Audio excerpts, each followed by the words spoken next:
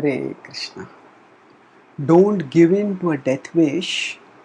Give that wish the death sentence. The Bhagavad-gita begins with something akin to a death wish. At the end of its first chapter, in 1.45, Arjuna tells, Yadi mam apratikaram ashastram shastrapanayah dhartarashtrarane hanyus tanme kshemataram bhavet.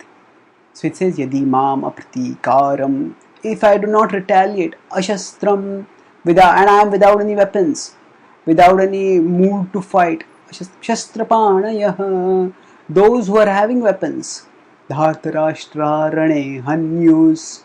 In the war, Dhartarashtra, the sons of Dhartarashtra, they kill me. Tanme kshemataram bhavet. That, such death I consider preferable. Preferable to what? Fighting and killing my relatives for the sake of attaining wealth. So essentially at this point Arjuna feels that the pursuit of Kshatriya glory, that is a pointless, worthless pursuit. And without that pursuit, he feels even death is preferable. So sometimes life may bring us amidst such adversities, complexities, perplexities, that we may lose all our spirit for fighting, even lose our desire for living. Sometimes some people become suicidal, unfortunately.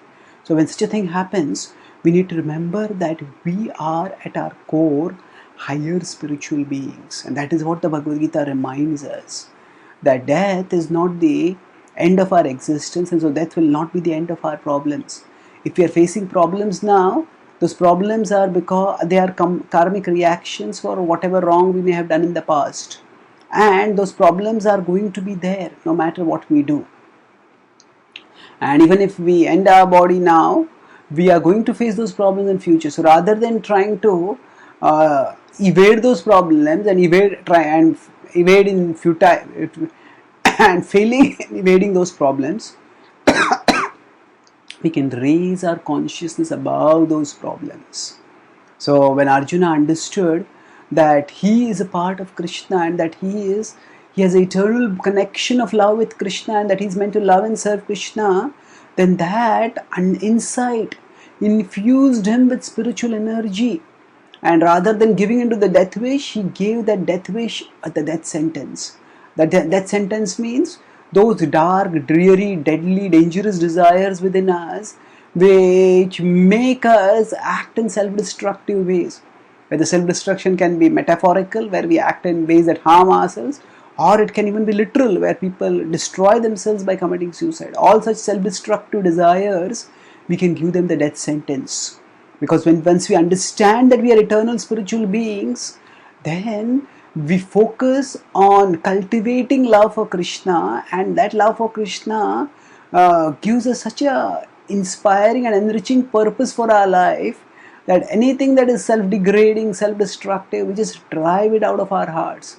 Because we have so much meaning and value and purpose for our life that we no longer entertain such lowly desires. And thus, by understanding our identity which is beyond death, by understanding the love for Krishna, that the love of Krishna and the love for Krishna that extends beyond death, we can give up the death wish, and in fact we can give the death wish, the death sentence, and progress towards life and love and joy eternal.